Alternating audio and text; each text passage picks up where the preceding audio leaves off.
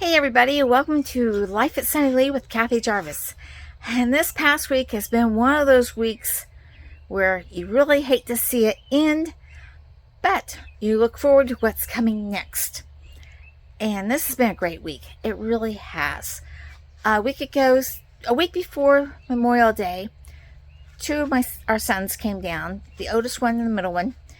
And the middle one stayed the whole week and left this past Saturday. And the oldest one stayed until Monday night, and then he had to go back to his house because he had to work on Tuesday. Now, Douglas had to work Tuesday, Wednesday, and Thursday, but he works remotely, so he was up in his room working during the day and downstairs with us at night. So we had him visit all week, which was great. And we went to church on Sunday, and on Monday we grilled the hamburgers and hot dogs and enjoyed the holiday. And then later on that week, while Doug was working, my husband continued taking stuff to the dump, he took stuff to the dump. He took stuff to the transfer station, and he took stuff to recycle the Goodwill. So he's been busy doing that, cleaning up the mess from where the old shed was.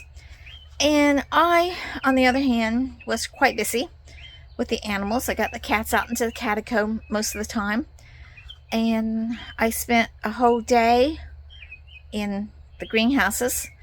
Got everything weeded. As you can tell, I have stuff I really need to harvest. Got all the tomato plants staked up, and I took the bottom leaves off of all the tomato plants so that no leaves are touching the ground. I've put little ties to keep them upright onto their little stakes, and watered everything. So I got all those done inside this greenhouse. I weeded the whole greenhouse, got everything weeded.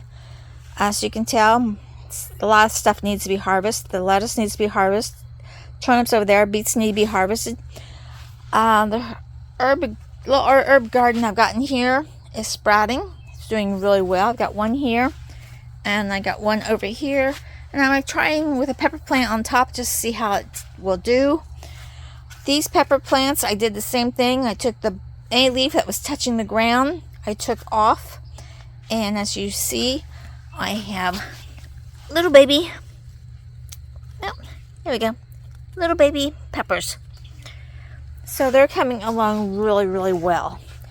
I got some peas. You notice I don't have very many peas. My peas just did not do well, but I do have some. Cucumbers are coming up. I'm training them to go up the trellis. I want them to go straight up this trellis and nowhere else. I took all the suckers off of them, so they're just coming upright. So we're doing that with these cucumbers. Carrots are doing really, really well. That's it for this greenhouse.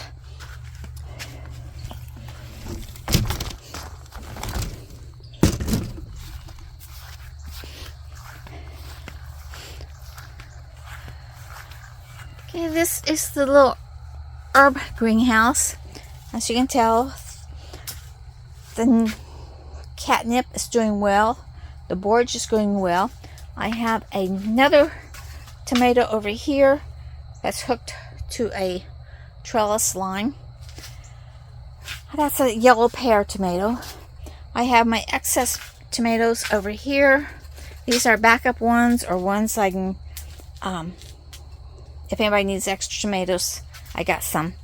Petunias, I still have some petunias to plant. Trying to experiment here. These are some of the tomatoes that I took off. I took these off on Tuesday, I think it is. I don't know if you can tell, but some of them, I can see some of them down there are starting to produce roots. So these extra stock tomatoes that I have. And then on the tomato trellis, I did the same thing. I took all the lower leaves off of the ones that were big enough. Some of them are still quite small. And took the string and wrapped it around so that they're staked. So I got that done. This poor little thing is just about bloomed out. When it's done blooming, I'll pull it. And then in our melon patch, we have some activity going on here. The pumpkin, no, the butternut squash, I got some coming up. Okay. Pumpkins I got coming up. The cantaloupes are coming up.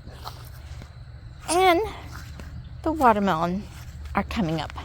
So I've got good growth out here. I do have to replant this watermelon. It didn't seem like it wanted to come. Either that or I'll transfer the support to that one over there. Gonna try doing some support this year. I tried it a couple years ago and they didn't quite work out the way I wanted them to, but we'll keep trying. We'll keep trying. And then I also have been working out here with the bucket garden. Did the same thing. Took the lower leaves off and wrapped them around the supports. But they're all doing really, really well. And then inside the high greenhouse,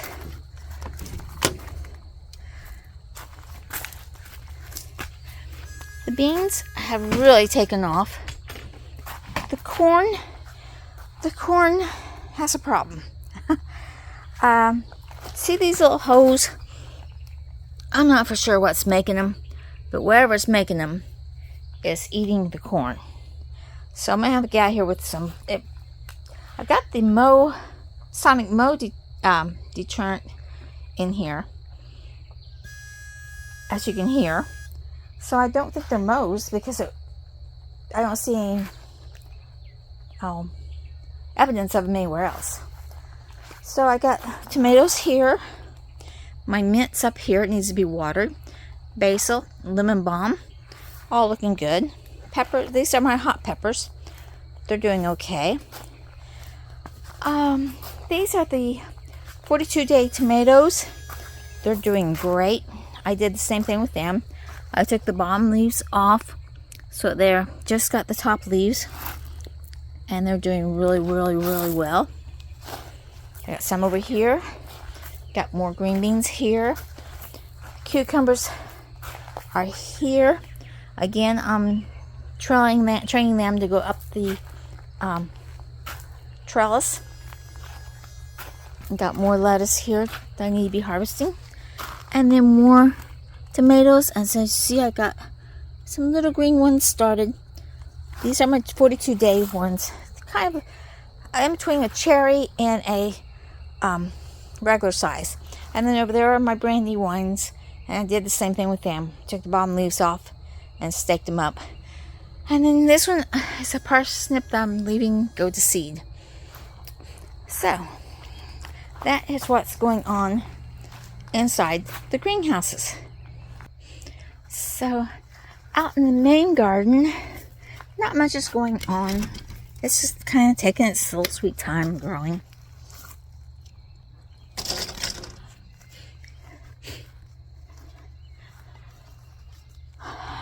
I put down some more cabbage seeds, but I do not see much growth in them. It's like they're just starting to grow out. Same thing with zucchinis. They're just starting to pop up. Oops. Same thing with the zucchinis. They're just starting to pop up. Po beans are popping up. Zucchinis on this end have not popped up yet. I got a different type of zucchini in each corner. And some of the seeds were older, but I just wanted to try and see if I can get anything. And also I wanted to get the package out. This one's doing really well. And this is the broccoli and the cauliflower and the Brussels sprouts. The broccoli is laying down for some reason, but the Brussels sprouts are doing really well, and the cauliflower is doing really well. And then over here we have the okra planted. Don't see many of them coming up yet. I see a few. They're just starting to pop up. And same thing with the bush cucumbers. I don't see any of those yet. So I spent the whole day out here weeding and watering and trimming, staking, taking care of the plants. And got that done on one day. On Tuesday and a little bit of Wednesday and Saturday, I spent the time in the studio, kitchenette, craft room / whatever you want to call it, working. Now, if you remember, this room was a mess. This is the room that we just kind of abandoned when we built the other part of the house. And when I used it for the plants, I used it for crafts, but I didn't use it for food anymore.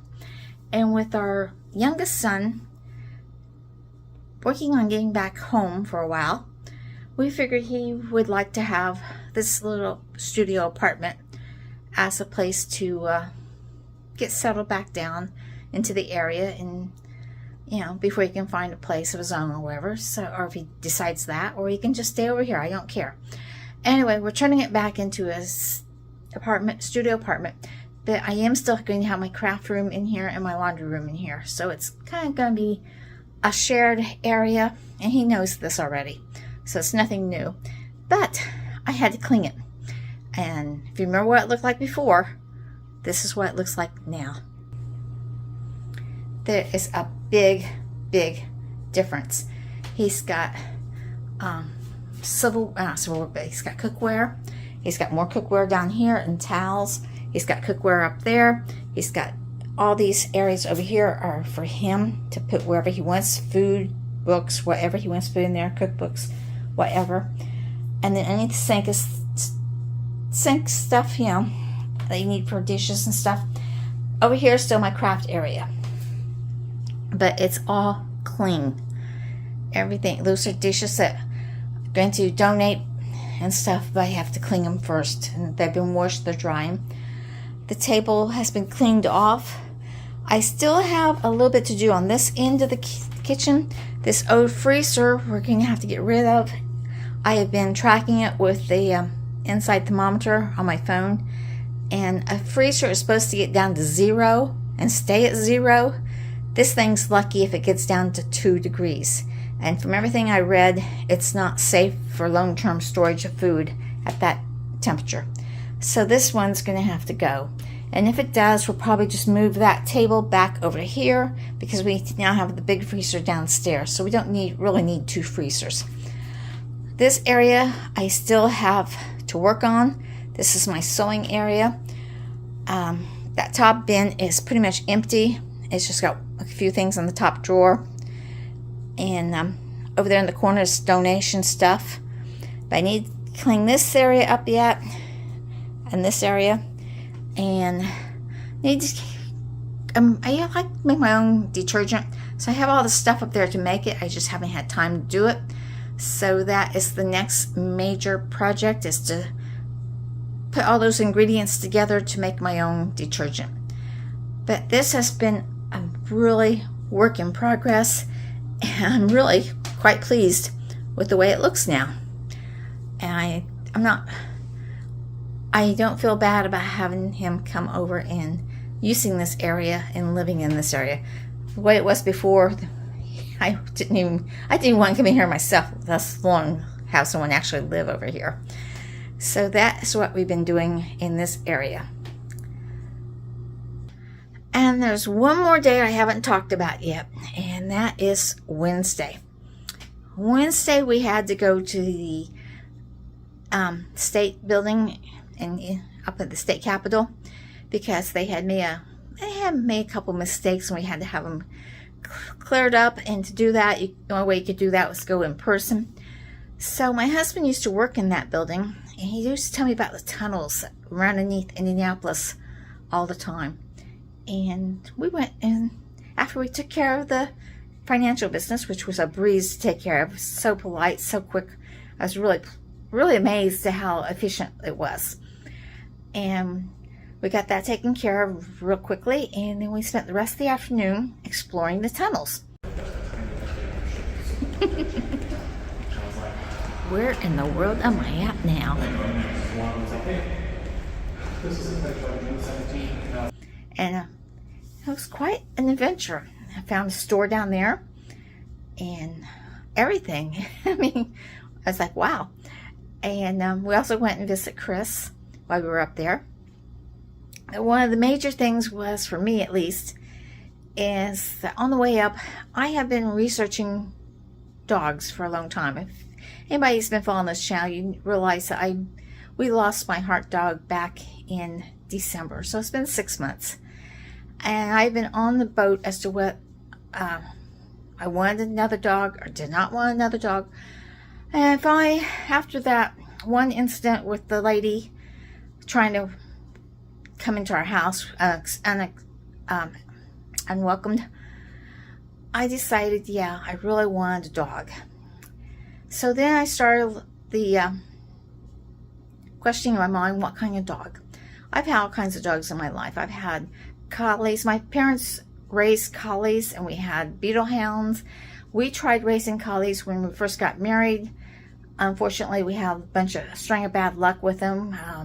One got cancer, one got ran over, one got struck by lightning, and so that just never took off.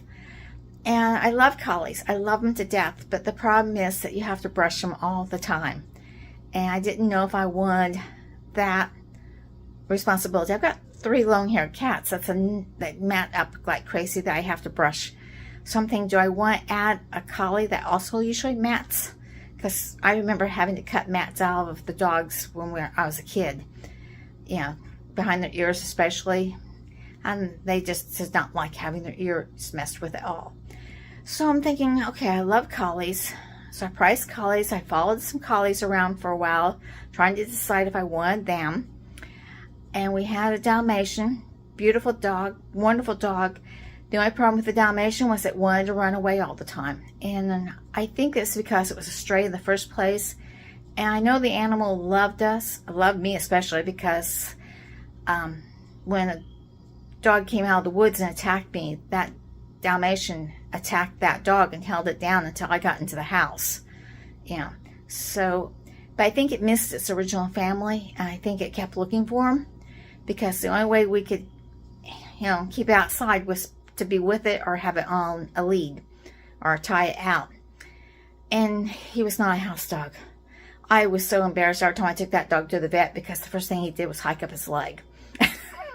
No matter what I did, I could not. I mean, he was an older dog when we found him, and because he was a stray, and he was heartworm positive, so we had to go through all that, and he had a reaction to the heartworm, ended up with a blood transfusion. So he was quite a handful, but he was a good dog, and oh, he gave the best hugs. I mean, I've never had a dog before that would actually, the minute you said hug, he would just jump up on his hind legs and wrap his little paws around you and squeeze as hard as he could. He had great hugs. And he was a good dog. But then we had Shoes. And she wasn't a purebred German Shepherd, but her mother was. And that dog was the best, smart, intelligent, wonderful dog. And so we've been looking at dogs for a while. And my son loves golden retrievers. So even I looked at them. And the problem with golden retrievers is that they're too doggone friendly.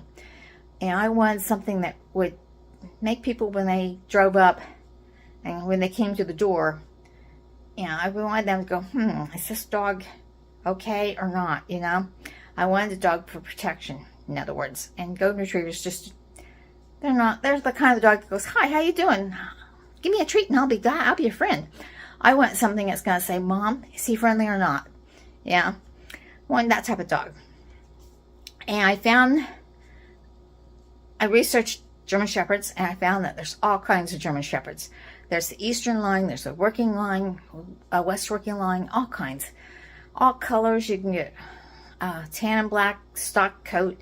You can get red and black. You can get black. You can get short coats, stock coats, or you can get long-haired coats. All kinds. So it's been a chore to find the type I wanted, because of not wanting a collie because of the long coat. I decided I wanted a stock coat German Shepherd, and those are hard to find. And I did not want Eastern or show line.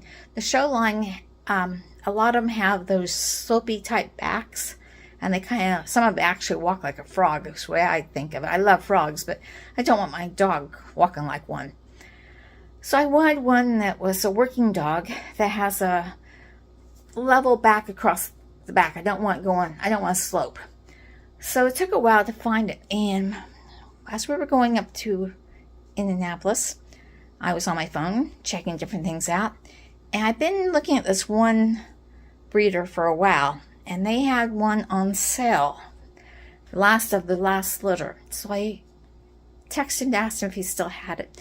No, he didn't have it, but he had a brand new litter that no one had spoken up for yet. So we're going to go this next coming week, which is what I'm really excited about. And we're going to meet him, and we're going to meet the father of the pups. And I'm pretty sure that I'm going to put my order in for a female German Shepherd, black and tan, stock coat puppy. So I'm really, really excited about that. So hopefully everything works out well. And remember, like, share, subscribe, and I'll see you in the next video. Bye, everybody.